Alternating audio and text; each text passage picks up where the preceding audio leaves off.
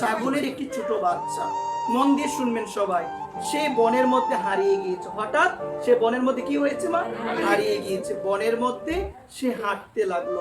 হাঁটতে হাঁটতে হঠাৎ তার চোখের মধ্যে পড়লো খুব সুন্দর একটি পদচিহ্ন, অনেক বড় এবং খুব সুন্দর একটি পদচিহ্ন। সে পদচিহ্ন মানে তো বুঝেন, মানে পায়ের চিহ্ন। পদচিহ্নের কাছে গিয়ে সে চিন্তা করলো এত বড় বুঝি প্রাণী আছে, যে আমার চরণ তো অনেক ছোট। আমার চরণটা কি? ছাগলের পা কেমন হয়? ছোট হয় কি না গো? ছোট। সে চিন্তা করলো এত বড় চরণ চিহ্ন বুঝি আছে, এত বড় প্রাণীও বুঝি আছে।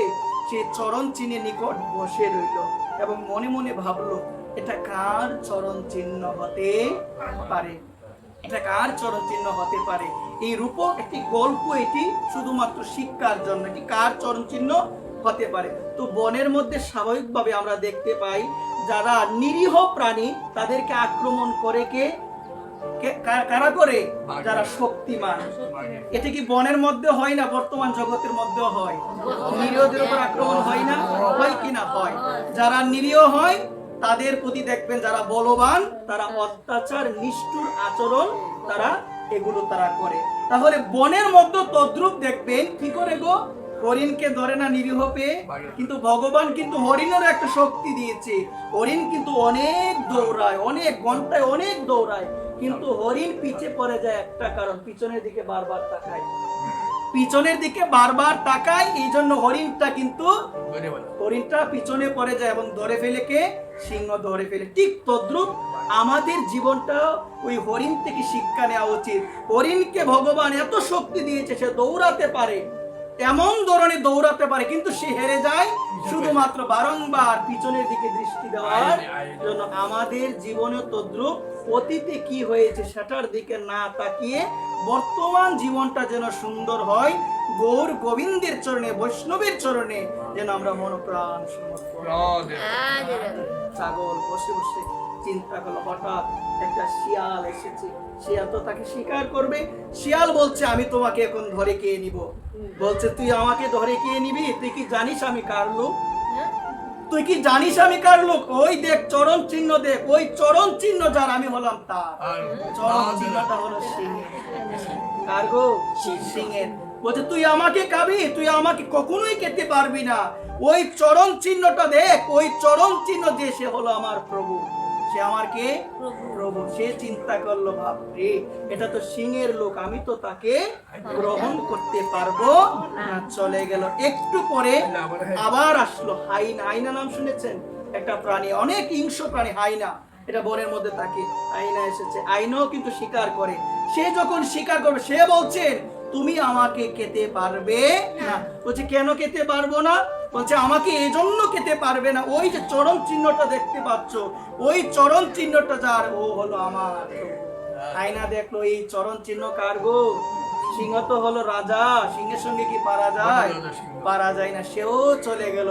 একটু পরে আসলো বাঘ মামা। কি আসলো গো?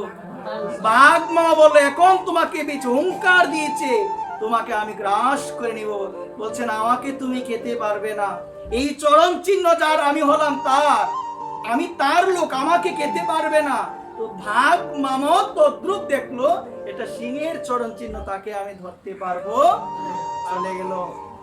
সন্ধ্যা প্রায় প্রায়, যার চরণ চিহ্ন সেই এসেছে। সে এসে হুঙ্কার দিয়েছে এতক্ষণ পরে একটা পেয়েছি, তাকে আমি গ্রহণ করব। বলছে আমাকে তুমি গ্রহণ করতে পারবে না, এই চরণ চিহ্ন যার, আমি হলাম তার। সিংহ তাকিয়ে তাকিয়ে ভাবছে ও আমাকে চিনেই না, কিন্তু চরণ চিহ্ন দেখে ওর এতটা বিশ্বাস যে ওই চরণ চিহ্নের কথা বললে কেউ ওকে ধরবে, ওকে আমি ধরবো না, ওকে আমি খেতে পারবো না, ওর এত বিশ্বাস। এটা বলার অর্থ হলো এটা কলিযুগ। এটা কলিযুগ। আমাদের কলি আক্রমণ করবে, কলি আমাদের ধরতে চাইবে, কিন্তু একটা চরণে যদি আশ্রয় নিতে পারি। কয়টা চরণ? একটা চরণে যদি আশ্রয় নিতে পারি, সেই চরণটা হলো আমার গৌরের চরণ। এই চরণটাকে যদি আশ্রয় নিতে পারি, কলি নামক সর্প আমাদের নাচাতে পারবে। কলি নামক সর্প আমাদের ধরতে পারবে। আজকে সিংহ বললেন ও আমাকে দেখে নাই, ও আমাকে চিনে না, শুধুমাত্র শুধুমাত্র চরণ চিহ্ন দেখে ওর বিশ্বাস হয়ে গেল যে ওই চরণ চিহ্নের কথা বললে কেউ ওকে আক্রমণ করবে না, করতে পারবে। ওকে কি করে আমি আক্রমণ করি? ওই জন্য বলছে এটা কলিযুগ, এখানে নানান ধরনের বাধা, নানান ধরনের কষ্ট, নানান ধরনের আক্রমণ, নানান ধরনের বিরূপ পরিস্থিতি আসবে। যে আমার গৌর চরণকে, যে আমার নিতাই চরণকে, নিতাই পদ কমল কোটি চন্দ্র সুশীতল, যে চরণের মধ্যে কোটি চন্দ্র বিরাজমান, যে চরণে আশ্রয় নিলে হৃদয়টা সুশীতল হয়ে যায়, ওই চরণে আশ্রয় নিলে কলিযুগ আমাদের প্রভাবিত করতে পারবে না। একবার ধরো ধরো রে মন, শক্ত করে ধরো আমার নিতাইয়ের চরণ, ধীর করি ধরো আমার নিতাইয়ের চরণ। সেই সম্বন্ধ নাহি যার, বৃথা জনম গেল তার, সেই পশু ঘর দুরাচার। যে নিতাইয়ের সঙ্গে যার কোনো সম্বন্ধ নাই, তার জীবন বৃথা, সে হলো পশুর থেকেও আরো অদম, সে হলো দুরাচার। সে কি গুণ? মানুষের মধ্যে দুইটা গুণ, একটা হলো দুরাচারও রয়েছে আর একটা সদাচারও রয়েছে। কিন্তু আমরা স্বাভাবিকভাবে জানি দুরাচার তাকে পশুর মধ্যে, সদাচার তাকে মানুষের মধ্যে। কলিযুগে হয়ে গেল উল্টো। আওয়াজ নাই, কি হয়ে গেল? উল্টো হয়ে গেল। একটা গাভী 10 দিন হয়ে গেল কিছু পায় না, তার সামনে যদি অখাদ্য কুখাদ্য রন্ধন করে নিয়ে দিছে পাবে? কি নিয়ে দিতে হবে? ঘাস। একটা ভাগ 10 দিন ধরে কিছু পেল না, তার সামনে নিয়ে যদি কাশলতা দিয়ে পাবে কি? তারা কিন্তু তাদের নিয়মই রয়ে গেল, তাদের ভগবান যে খাদ্য দিয়েছেন সেটার মধ্যেই রয়ে গেল। কিন্তু আমরাই কিন্তু সদাচার ত্যাগ করে দুরাচারকে আমরা হৃদয়ে ধারণ করে নিলাম। ওই দুরাচারকে ত্যাগ করতে হবে। দুরাচারকে ত্যাগ করতে গেলে কি প্রয়োজন গো? নিতাইয়ের চরণ ধরো। কার চরণ গো? অহংকারে মত্ত হয়ে নিতাইয়ের চরণ ভুলিও না।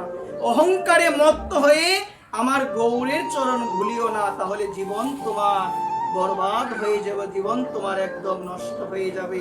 এই জন্য বলছেন নিতাই চরণকে আশ্রয় করিলে জীবন সুন্দর হয়ে যায়, জীবন সার্থক হয়ে যায়।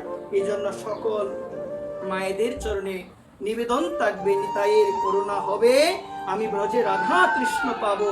দৃঢ় করি ধরো রে মন, আমার নিতাইয়েরও শ্রীচরণ, নিতাইয়ের